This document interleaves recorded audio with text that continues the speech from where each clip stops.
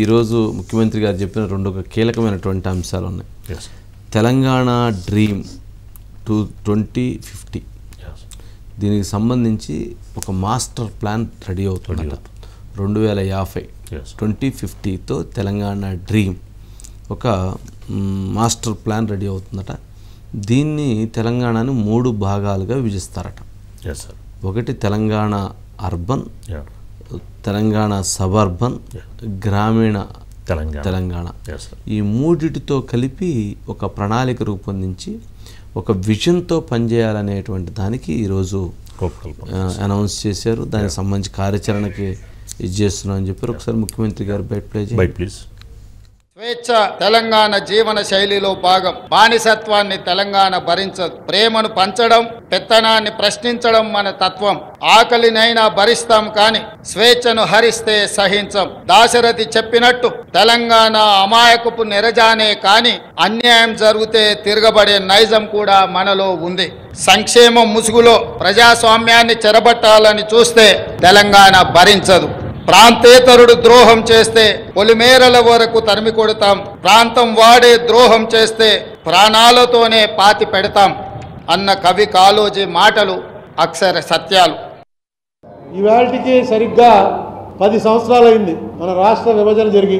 ఎల్లుండి రిజల్ట్ వస్తుంది, 4వ తారీఖు ప్రభుత్వం ఏర్పడుతుంది. ఎవరు ఏర్పడినప్పటికీ, ఏ ప్రభుత్వం వచ్చినప్పటికీ ఈ 10 సంవత్సరాల్లో ఆంధ్రప్రదేశ్ రాష్ట్రాన్ని వాళ్ళేమో అక్కడ ఆవిర్భావ దినోత్సవం చేసుకుంటున్నారు. మన పరిస్థితి ఇక్కడ దశాబ్ది ఘోష. వాళ్ళ ఆవిర్భావం అనేటువంటి పదం వాడారు కాబట్టి మనం ఇది దశాబ్ది ఘోష అయిపోయింది. పాపం ఉండవల్లి అరుణ్ కుమార్ గారిది ఒక బాధాకరమైనటువంటి అంశం అయింది. ఆయన ఏమన్నా ఏది మాత్రం అవకాశం ఉన్నా చంద్రబాబు నాయుడు గారిని తిట్టడానికి మాత్రమే ఆయనకి శక్తి అంతా వచ్చింది. జగన్మోహన్ రెడ్డి గారికి చెప్పడానికి ఆయనకి శక్తి రాదు. ఆ రీజన్ ఏందో అర్థం కాదు కానీ బట్ అంటే ఆ వృక్షంలో నుంచి వచ్చినటువంటి వ్యక్తి అనే ఉద్దేశం కావచ్చు. ఈ 5 సంవత్సరాలలో గత 5 సంవత్సరాల్లో ఏమేమి తేగలిగారు, ఏమేమి చేయగలిగారు, ఈ 5 సంవత్సరాల్లో జగన్మోహన్ రెడ్డి గారు ఏమి చేయలేకపోయారు. 10 సంవత్సరాలు పూర్తవుతున్నటువంటి సందర్భంలో వీటికి సంబంధించి ఏమైతే విభజన హామీలు ఉన్నాయో వాటికి సంబంధించి ఏం ఫైట్ చేశాడు, ఏం అడిగాడు, ఎందుకు అడగలేకపోయాడు అనేటువంటి అంశాన్ని మాత్రం ఆయన మాట్లాడకుండా చాలా చక్కగా విడమరిచి తెలియజేసేటువంటి అంశానికి మాత్రం ఆయన ప్రాధాన్యత ఇస్తూ ఉంటాడు. సరే, ఆయన చెప్పినటువంటి దాంట్లో తిట్టాల్సినప్పుడు ఇద్దరిని తిట్టాలనేది మన అభిప్రాయం. వారేం తప్పులు చేశారు, వారేం చేయగలిగారు, ఈయనేం తప్పులు చేశాడు, ఈయనేం చేయగలిగారు వివరించి చెబితే ఒక షీట్ వేసి తేలిపోయిద్ది. అలా కాకుండా 10 ఏళ్ళు అయిపోయింది, 4వ తర్వాత వచ్చిన వాళ్ళందరూ మళ్ళీ మీరు పని చేయాలంటారు. మరి అంతకుముందు పోయి కేసీఆర్ గారిని కలిసి వచ్చారు కదా, ఉండవల్లి అరుణ్ కుమార్ గారు కూడా బీఆర్ఎస్ పార్టీ పెట్టే ముందు పోయి కలిసి వచ్చారు కదా. అప్పుడు పోయి ఈయన కూడా మాట్లాడుకుని రావచ్చు కదా. ఈయన కూడా దానికి సంబంధించిన నాయకత్వం నేను తీసుకుంటానని చెప్పని పోయి ఇక్కడ పోయి తిరిగి చేయొచ్చు కదా, లేకపోతే ఉద్యమం చేయొచ్చు కదా. ఓ ప్రెస్ కాన్ఫరెన్స్ పెట్టేసి అయిపోయిందంటే ఎట్ట కుదిరిద్ది? ఆ ప్రెస్ కాన్ఫరెన్స్ తోటి ఏంటిది అంతా? అలాగే అప్పుడు బాధ్యత తీసుకోవాలి. ఆయనకు ఆ నాయకత్వం ఉంది. ఆయన కేవీపీ గారు ఇట్లాంటి వాళ్ళు అందరూ తీసుకొని నడుము బిగించి ముందుకు వెళ్ళాలి రాష్ట్రం కోసం. తప్పే ఉంది. సరే, సుధాకర్ అజిత్ గారు ఉన్నారంటే అజిత్ గారు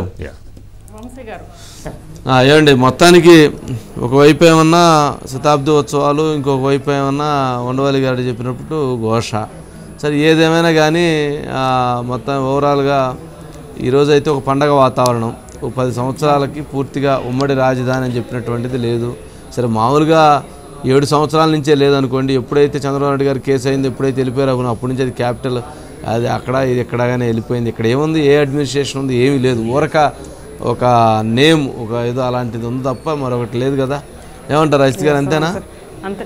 ఒక భావన వంశీ గారు, హైదరాబాద్ ఇంకా రాజధానిగా ఉందనేది ఉండే జనాల ఒక చిన్న భావన మాత్రమే తప్పితే ఫిజికల్గా ఎప్పుడో దాదాపు 2 కూడా ఆంధ్రప్రదేశ్ రాజధానిగా అమరావతి అనేది ఫిక్స్ అయిపోయారు వంశీ గారు జనాలు. కానీ ఇప్పుడు దాన్ని కన్ఫ్యూజ్ చేయడం ద్వారా మళ్ళీ కూడా హైదరాబాద్ అన్న ఆ భావన కూడా మళ్ళీ రావడానికి కారణం ఆ అమరావతి అనేది లేకుండా పోవటము, ఆంధ్రప్రదేశ్కి రాజధాని లేకుండా పోవడం వంశీ గారు.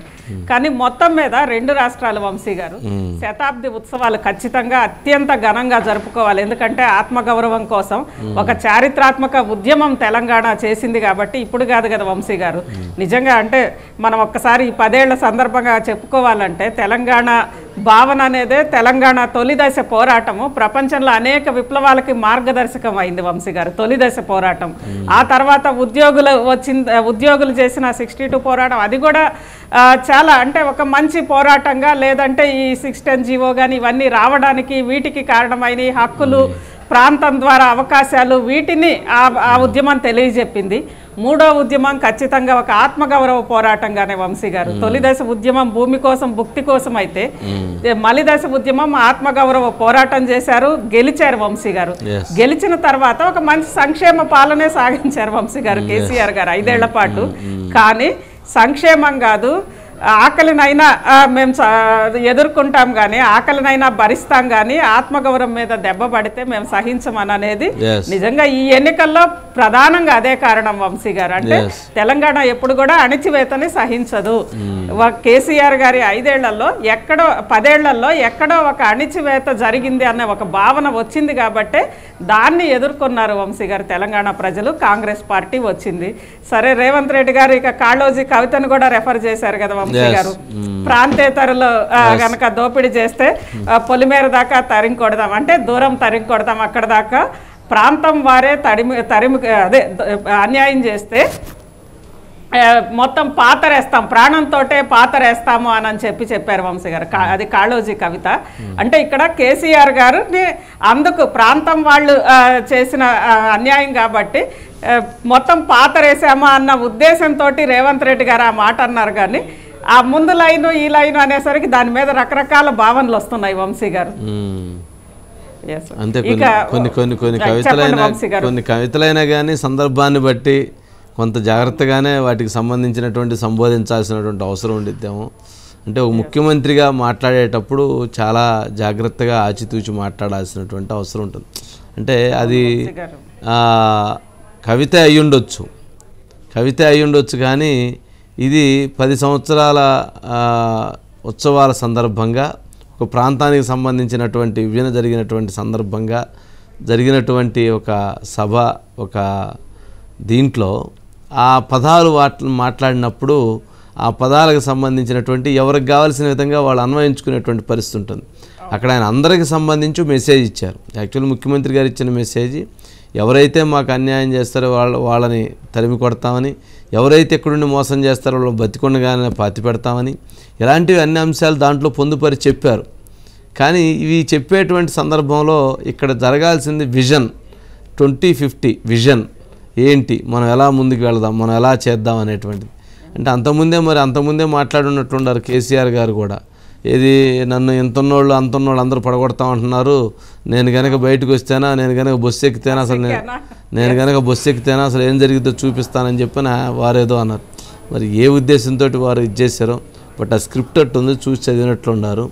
బట్ ఏదన్నా కానీ కొంచెం ఇలాంటి సందర్భాలలో మాట్లాడేటువంటి ప్రతి అంశం కూడా కొంచెం చాలా జాగ్రత్తగా ఉండటం చాలా అవసరం అనేటువంటి భావన ఉంది.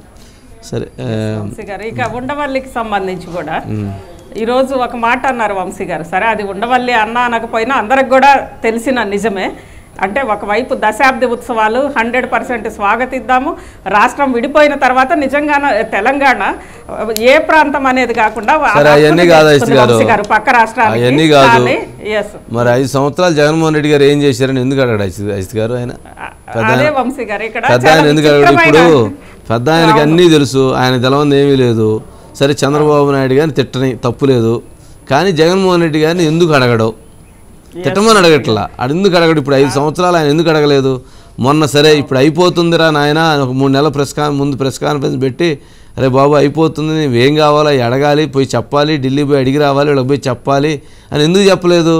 మరి ఆయనకి అన్నీ తెలుసు కదా, తెలవందేముంది ఆయనకి? వంశీ గారు, ఇది ఉండవల్లి గారిది చాలా విచిత్రంగా ఉంటుంది వంశీ గారు. ఎందుకంటే విభజనకి సంబంధించి కూడా ఈ రోజు పరిస్థితి మీద మాట్లాడాల్సింది, ఈ రోజున్న సమస్యల మీద మాట్లాడడానికి కూడా 2014 నుంచి తీసుకొస్తారు వంశీ గారు. ఎందుకంటే ఈరోజు ఏది విమర్శించాలన్నా కానీ ముందు చంద్రబాబు నాయుడు గారిని మాట్లాడిన తర్వాతే చాలా జాగ్రత్తగా ఈ రోజున్న పాలకులు అని అంటారు.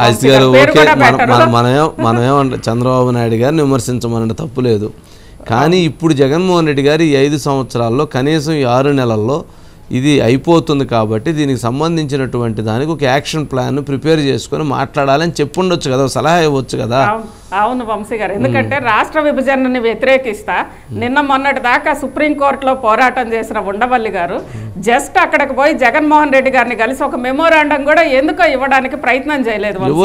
ప్రెస్ కాన్ఫరెన్స్ పెట్టి మనకి అక్కడ ఉంది కదా మొత్తం అందరూ అవును చూపిస్తారు కదా ఆయన మాట్లాడితే. అసలు అందులో పవర్ పాయింట్ ప్రజెంటేషన్ పెట్టి ఇంకా ఏమున్నాయి జగన్మోహన్ రెడ్డి ఏమి ఇవ్వాలి అని అనేది కూడా ఏదో ప్రెస్ కాన్ఫరెన్స్ పెట్టి మొత్తంగా ఉంది అంటారు, కానీ జగన్మోహన్ రెడ్డి గారు వెళ్ళి వీటికి సంబంధించి ఆయన ఒక రిప్రజెంటేషన్ ఇవ్వాలి, లేదంటే ఆయన పోరాడాలి మేము ఉంటాము అని చెప్పి ఒక సలహా కూడా గట్టిగా ఇచ్చినట్టు లేదు వంశీ గారు. అంటే ఇక దీనికి అంతా కూడా ఉండవల్లి గారి ఉద్యమం మన అందరికి కూడా తెలుసు కదా వంశీ గారు. ఒకవైపు విభజనకు వ్యతిరేకంగా సుప్రీంకోర్టులో కేసు వేస్తారు, అటువైపు ఏమో ప్రగతి భవన్ లో వెళ్ళి కేసీఆర్ గారిని కలుస్తారు వంశీ గారు. ఇవన్నీ అంటే చాలా వైరుధ్యాలన్నీ కూడా అందులో రకరకాలుగా ఉన్నాయి కదా వంశీ గారు.